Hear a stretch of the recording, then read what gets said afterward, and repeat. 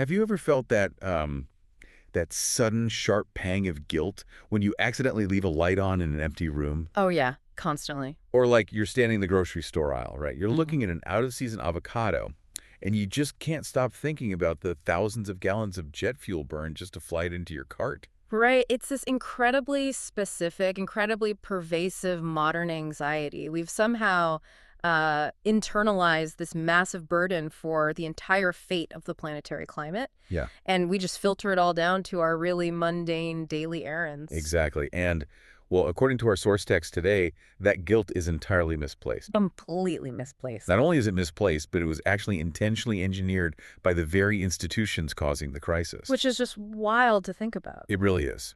So welcome to today's custom-tailored deep dive.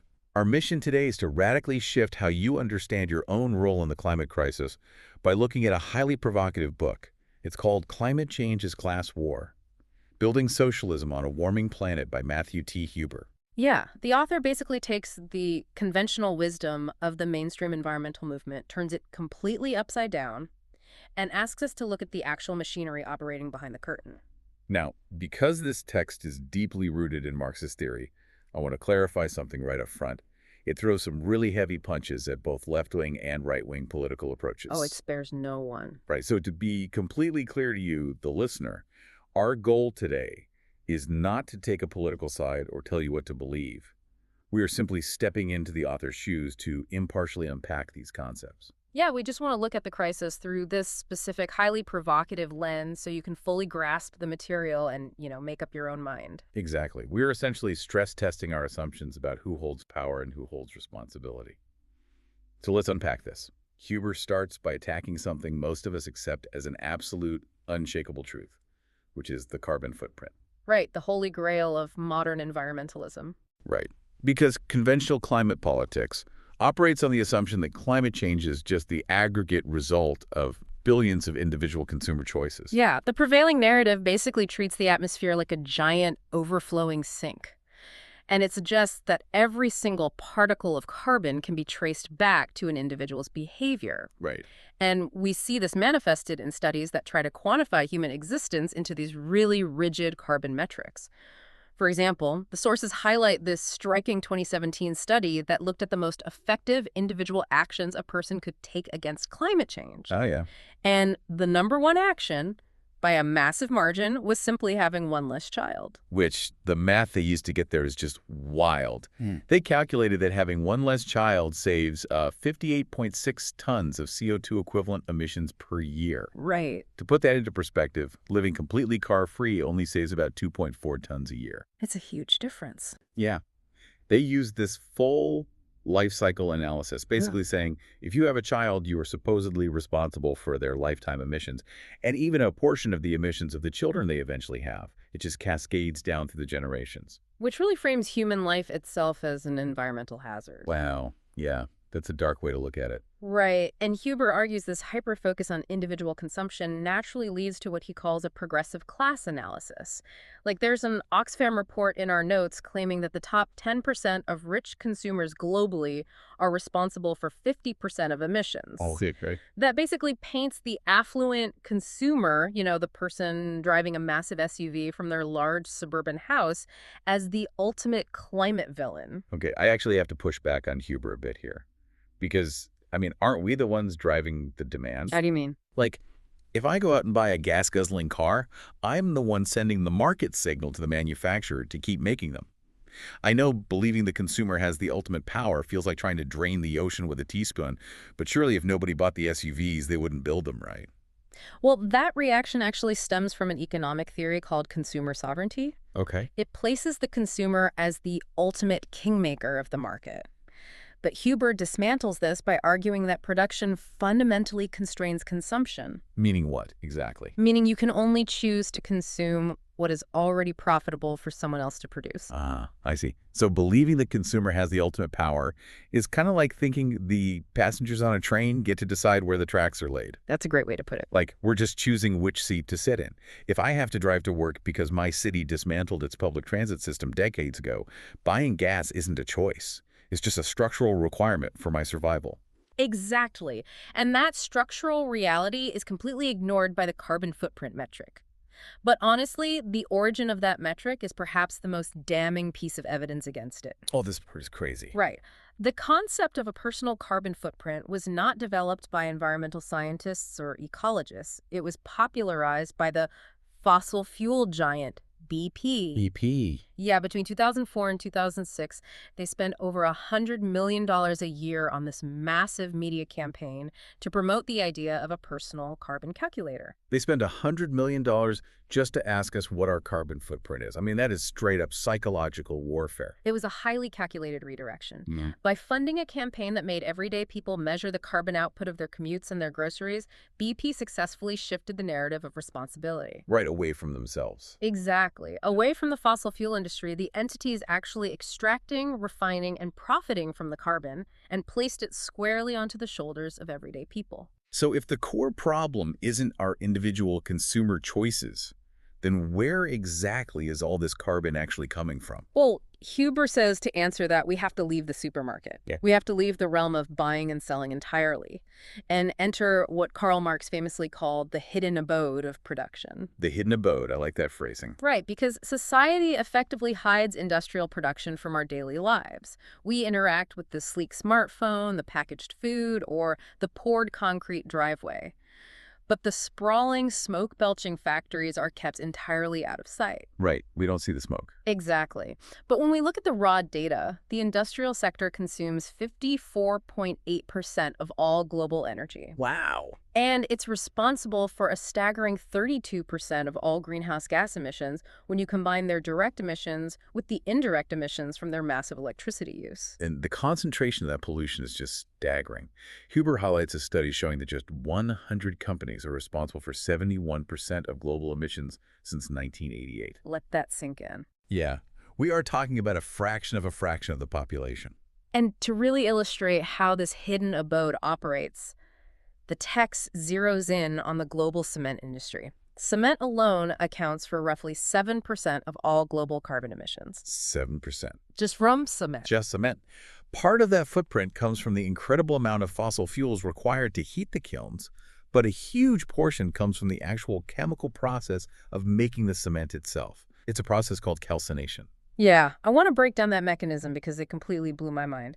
When they make cement, they heat up limestone, right? Which is chemically calcium carbonate. Right. That limestone is essentially made of ancient seashells and marine life that died millions of years ago, trapping carbon at the bottom of the ocean. Yes. To turn it into cement, they bake it, which physically breaks the chemical bonds. You are literally uncorking ancient prehistoric carbon and venting it directly into the atmosphere just by melting the rock. Exactly. And what's really fascinating here is how capital views those emissions. The public often perceives industrial pollution as a moral failing, a sign of corporate evil. Right. But Huber points out that for these capitalists, climate change isn't an intentional goal. The emissions are simply an acceptable, invisible byproduct of their singular overriding directive. Which is generating surplus value, profit. Exactly. If melting ancient limestone creates profit, the rules of capitalism dictate it must be pursued. Yeah. Completely, regardless of the external ecological costs. Here's where it gets really interesting to me. We spend so much time talking about how climate responsibility is diffuse across billions of people. But Huber points to Lafarge-Holcim, a single cement conglomerate. Oh, this statistic is wild. Yeah, they alone are responsible for 0.5% of all global emissions. In 2017, that amounted to 88.9 million metric tons of carbon, and it was all controlled by one single CEO and a board of 10 directors. Wow. That is not diffuse responsibility. That is literally 11 people in a boardroom keeping their hands on the planetary thermostat. It really puts the whole avocado guilt thing into perspective. Completely. And that immense concentration of power over the physical world extends far beyond just building materials. Huber argues this relentless drive for surplus value has fundamentally transformed something as deeply natural and intimate as the food we eat. Right. Which brings us to the nitrogen fertilizer industry. Yeah, this single chemical sector is responsible for roughly 2.5% of global greenhouse gas emissions. And the history of how we got here is basically a story of capital desperately trying to overcome the limits of nature. How so? Well, before synthetic fertilizer, global agriculture relied on the natural nitrogen cycle. They used soil microbes, crop rotation, or animal waste. But when European and American agriculture outgrew that natural limit in the 19th century, capitalists turned to imperialism. Right. They began importing guano bird droppings from islands off the coast of Peru. It required this brutal, hyper-exploitative labor regime, largely using indentured Chinese workers in conditions that were essentially a death sentence. Wow, just to scrape nitrogen off the rocks. Exactly, and when the guano ran out, they moved to mining Chilean saltpeter. But, any natural deposit is inherently finite. Right, they hit a hard biological ceiling, and global starvation was a very real threat. So they needed a technological miracle. And in 1909, they developed the Haber-Bosch process. It's changed everything. It did. It was this scientific breakthrough that figured out how to fix nitrogen directly from the air. Since the Earth's atmosphere is 79% nitrogen, they suddenly had an infinite supply. It's like they pulled food out of thin air to prevent global starvation, but secretly billed the energy costs directly to the Earth's climate. That's a great analogy, because that magic trick requires an incredible amount of brute chemical force. Yeah. To make the Haber-Bosch process work, you need a massive supply of pure hydrogen to bind with the nitrogen. And today, the cheapest way to get that hydrogen is through a highly carbon-intensive process called steam reforming. Okay, how did that work? They take natural gas, which is mostly methane, and they just blast it with superheated steam. This violent reaction rips the methane molecules apart to extract the hydrogen, but it leaves behind all the carbon. Oh, I see. Yeah, and that carbon is then vented straight into the atmosphere as CO2. Okay, so we solved the agricultural scarcity problem, which is obviously incredible for feeding a booming population. But how does that noble scientific breakthrough turn into the hyperpolluting corporate juggernaut we see today?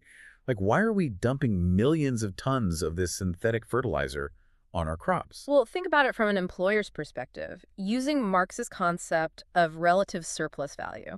Okay, relative surplus value. Right. If rent, energy, and food are incredibly expensive, you have to pay your workers a higher wage just so they can survive to come to work the next day. Makes sense. But if you can flood the market with cheap, mass-produced meat and grain, the baseline cost of living drops. Because nitrogen fertilizer became so cheap to produce, right? I think prices dropped like 51% in the 1960s. So farmers could just grow massive oceans of cheap corn. Exactly. And cheap corn means incredibly cheap feed for livestock. Which translates to cheap meat at the supermarket. Spot on. By driving down the cost of food, capitalism fundamentally lowered the cost of reproducing the working class. You can pay people less, and you just pocket the difference as profit. Wow. That is relative surplus value in action. The cheap, highly processed foods we rely on aren't just a convenient modern accident. They are the intentional result of a carbon-intensive industrial cycle designed to maximize corporate profits by making survival cheaper. And because it is the engine of their profit, this industry fights tooth and nail to resist changing it. They claim their chemistry is set, arguing that you simply cannot change the Haber-Bosch process without causing global famine. Right, they use fear. Yeah, and they lobby against carbon regulations by insisting it will ruin their global competitiveness. Because their mandate is maintaining profit margins, not ecological balance. Okay, so recognizing the massive scale of these chemical plants and cement kilns creates a glaring contradiction. What do you mean? If the true power lies in these boardrooms, why is my social media feed filled with environmental NGOs telling me to take shorter showers? Like, why does the mainstream climate movement spend all its energy arguing about believing the science? That is the million-dollar question. And Huber points the finger directly at the people who actually staff and direct the mainstream climate movement. Okay. He identifies them as the professional class. These are the credentialed knowledge workers, the NGO directors, the environmental journalists, the academic researchers. Right. And Huber categorizes their approach to climate politics into 3 distinct camps. Right. Let's go through those. First, you have the science communicators. Yeah. These are the folks who believe the core problem is simply climate denial and a lack of public education. Yes. Their theory of change is that if people just understood the physics of the greenhouse effect, they would naturally act to fix it. Second, you have the policy technocrats. They view climate change merely as a market failure, so they want to fix it with smart, non-confrontational policies like a carbon tax. Just subtly tweaking market incentives so that consumers and businesses rationally choose greener options. Exactly. And third, you have the anti-system radicals. Now, they recognize that capitalism is the root systemic flaw, but rather than organizing to actually take over industrial production, they retreat into what Huber calls folk politics. Folk politics. Yeah.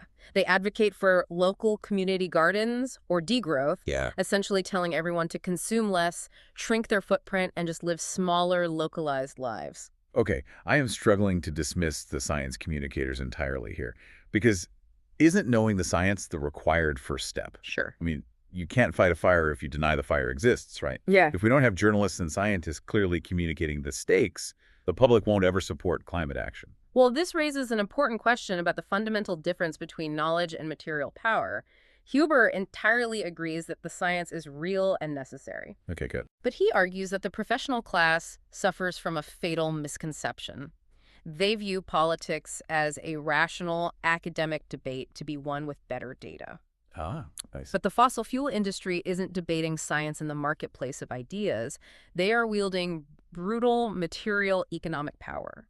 They buy political influence, they control the physical infrastructure of our cities, and they completely dictate the terms of production. So all the graphs and charts in the world just don't matter if the other side simply owns the power plant. Precisely. The professional class tries to manage their own carbon guilt through personal austerity, flying less, going vegan, buying a Prius. But to quote the text directly, Goldman Sachs doesn't care if you raise backyard chickens. That's a great line. Starting a compost bin doesn't threaten the actual power structure. It just makes the professional class feel morally superior. And that leads to a massive political blind spot. If the professional class's main solution is a politics of less like carbon taxes that make gas more expensive, or demanding people shrink their lives and consume less, that completely alienates the average person who is already struggling just to pay rent. Exactly. A carbon tax to a dig worker isn't a clever market signal. It's just a punishment for participating in society. Yeah. Huber argues that to actually achieve climate action, you need a mass majoritarian movement. You need sheer numbers. And to get the numbers, you have to appeal directly to the working class. And Huber defines the working class in a very specific ecological way, right? Yes, he does. He describes them as the people who have been violently separated from the means of subsistence. They don't own land to grow their own food or generate their own power. They are forced to survive entirely via the market, selling their labor for a wage just to buy the basic necessities of life. Right. So for a working class person barely making ends meet, the mainstream movement's austerity ecology just demands they give up the very few material comforts they've managed to secure.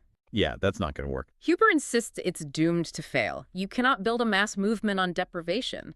The movement actually needs a politics of more. Telling a struggling worker to consume less is like telling someone who's drowning to drink less water. You have to offer them a lifeboat. If we connect this to the bigger picture, this is exactly why Huber champions massive state-led programs like a Green New Deal. Okay. It abandons the carbon guilt, and it offers tangible material benefits to the working class. A Green New Deal offers public luxury. Public luxury meaning? Massive investments in free public transit, cheap and clean energy, universal job guarantees, and robust public housing. So it basically aligns the fight for a livable planet with the fight for economic security. You don't need a master's degree in atmospheric chemistry to vote for a program that guarantees you a high-paying union job and slashes your monthly electricity bill. Exactly. And Huber doesn't just stop at policy demands. He identifies exactly where the working class holds the leverage to actually force this transition. Where is that? He points away from the supermarket and directly at the point of production, specifically targeting the highly unionized electric utility sector. Wait, why the electric utility sector specifically? Because decarbonizing the entire economy requires electrifying everything.